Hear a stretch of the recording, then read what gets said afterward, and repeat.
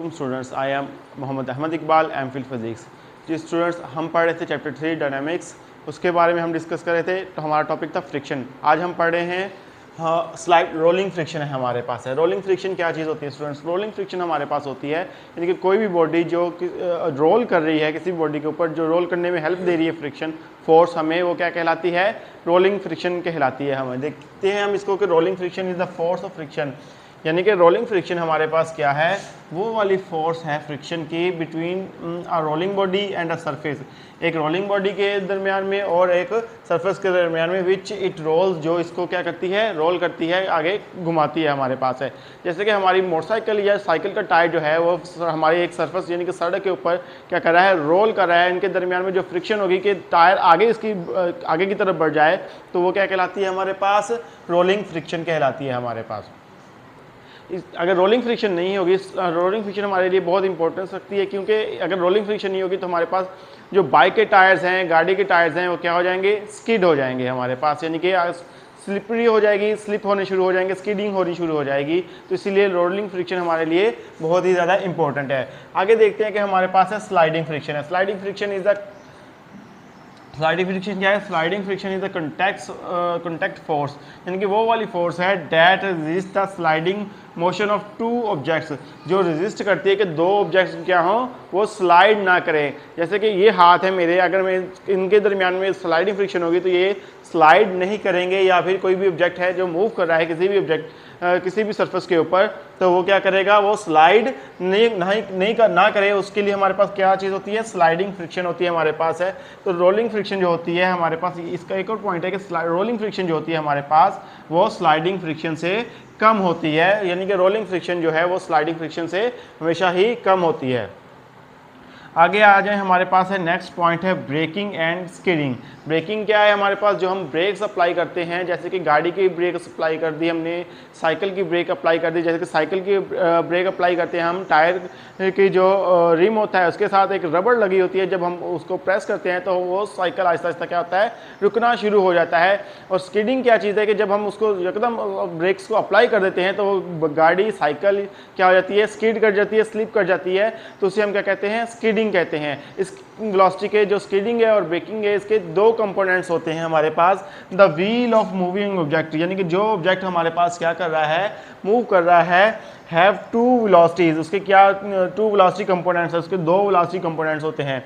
पहला कंपोनेंट है हमारे पास है motion of wheel along road, यानी कि मोशन ऑफ व्हील, जो व्हील जो है और रोड के साथ क्या कर रहा है? मूव कर रहा है। उसको एक ये कंपोनेंट होता है हमारे पास। दूसरा होता है हमारे पास rotation of wheel about their axis, यानी कि जो व्हील जो है अपने एक्सिस के गिर्द क्या कर रहा है? रोटेट कर रहा है। उसे हम क्या, वो क्या आती है हमारे पास? ये किसका कंपोनेंट है? इसी चीज़ का कंपोनेंट है। हमारे पास जो है वेलोसिटी का ही कंपोनेंट है हमारे पास है। आगे देखते हैं हम इसके एडवांटेजेस के। हमारे पास जो है फ्रिक्शन है उसके फ़वाइद क्या है, एडवांटेजेस क्या है हमारे पास? फ्रिक्शन के एडवांटेजेस हैं हमारे पास है टू राइट, लिखने के लिए। अगर हमारे पास पेन और पेपर या फिर पेन और या फिर जिसमें यहाँ पे इंक जो है वो ठहर नहीं सकेगी, तो लिखने के लिए भी हमारे पास क्या चाहिए? फ्रिक्शन की ज़रूरत होती है हमारे पास है। टू वॉक करने के लिए, यानी कि चलने के लिए भी हमें फ्रिक्शन की क्या ज़रूरत होती है? अगर मैंने अपना पाँव आगे बढ़ाना है, आगे की तरफ जाना है, तो मेरे पाँव और सरफेस के दरमियान में, रोड के दरमियान में क्या होनी चाहिए? फ्रिक्शन होनी चाहिए। अदरवाइज मैं क्या कर जाऊंगा? स्लिप कर जाऊंगा, तो आगे नहीं बढ़ सकूंगा।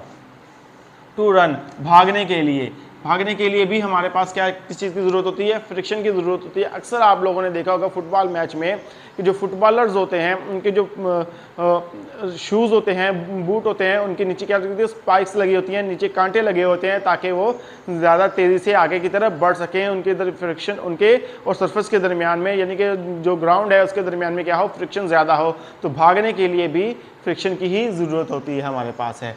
बर्ड्स कैन फ्लाई, यहाँ पे क्या है हमारे पास? बर्ड्स कैन फ्लाई के, यानी कि परिंदे जो हैं हमारे पास वो क्या कर सकें? उड़ सकें। अगर बर्ड्स जो हैं वो जो उड़ते हैं उनके दरमियान में और हवा की जो रेजिस्टेंस ना हो, तो बर्ड्स वो हवा में ठहर नहीं सकेंगे, बल्कि नीचे की तरफ आ जाएंगे, वो उड़ नहीं सकेंगे। सो बर्ड्स को भी उड़ने के लिए ही फ्रिक्शन की ज़रूरत होती है। Transfer one form of energy to another, यानी कि एक एनर्जी को एक फॉर्म में दूसरी फॉर्म में ट्रांसफ़र करने के लिए किस चीज़ की ज़रूरत होती है, फ्रिक्शन ही की ज़रूरत होती है। अगर ये नहीं होगी तो फ्रिक्शन एक एनर्जी दूसरी फॉर्म ऑफ एनर्जी में कन्वर्ट नहीं होगी, जिस तरह हम इस वजह से हमारे पास दुनिया में कोई भी काम नहीं हो सकेगा। आगे देखते हैं हमारे पास क्या है, डिसएडवांटेजेस ऑफ फ्रिक्शन है हमारे पास है। It reduce the speed of moving body. हमारे पास जो बॉडी जो है वो मूव कर रही है उसकी स्पीड को कम करने के लिए क्या कर देती है, ये हमारे पास फ्रिक्शन जो है हमारी उस स्पीड को क्या कर देती है, कम कर देती है, यानी कि ज़्यादा स्पीड नहीं हो सकती है। इससे क्या होता है, जब मूविंग बॉडी जो है उसकी स्पीड जो होती है कम हो जाती है, इस वजह से हमारे पास क्या होता है, एनर्जी लॉसेज आते हैं, हमारे पास एनर्जी का लॉस होता है, ज़्यादा एनर्जी हमारे पास क्या हो जाती है, एटमॉस्फेयर में ज़ाया हो जाती है। जैसे कि हमारे हीट इंजन्स हैं वो जो या फिर पेट्रोल इंजन है, डीजल इंजन है, वो अपने 25% to 35% ही एनर्जी को इस्तेमाल कर सकते हैं, बाकी क्या करते हैं एटमॉस्फेयर में लॉस हो जाती है, यानी कि एनर्जी लॉस हो जाता है। वेयर एंड टेयर, इससे क्या होता है कि वेयर एंड टेयर होता है, यानी कि जो बड़ी फैक्ट्रीज में मशीनें होती हैं, मशीन्स होती हैं, उनके में क्रैक्स आ जाते हैं, उनके जो पुर्जे हैं वो क्या हो जाते हैं, टूट जाते हैं। तो यही हमारे पास वेयर एंड टेयर है कि हमारे पास यहाँ पे मशीनरीज का नुकसान होता है। नेक्स्ट है हमारे पास मेथड ऑफ रिड्यूसिंग फ्रिक्शन, यानी कि हम अपनी फ्रिक्शन जो है वो किस तरह कम कर सकते हैं। अगर हमारे पास किसी चीज़ पे रिक्वायर्ड है कि हमारे पास फ्रिक्शन कम हो तो हम इसको कैसे कम कर सकते हैं। सबसे पहले हमारे पास लुब्रिकेंट्स का यूजिंग लुब्रिकेंट्स का इस्तेमाल करके, जैसे कि ऑयल्स को इस्तेमाल करते हैं, गाड़ी के इंजन में हम ऑयल को इस्तेमाल करते हैं, मुख्तलिफ इंजन में, बस के इंजन में हम ऑयल को इस्तेमाल करते हैं, मशीन्स में ऑयल को इस्तेमाल करते हैं। तो लुब्रिकेंट्स को इस्तेमाल करके हम क्या कर सकते हैं, अपनी फ्रिक्शन को कम कर सकते हैं। यूजिंग बॉल बेरिंग्स, हम बॉल बेरिंग्स का भी इस्तेमाल करके अपनी फ्रिक्शन को क्या कर सकते हैं, कम कर सकते हैं। बॉल बेरिंग्स होंगे तो हमारी फ्रिक्शन भी क्या होगी, बहुत ज़्यादा कम हो जाएगी।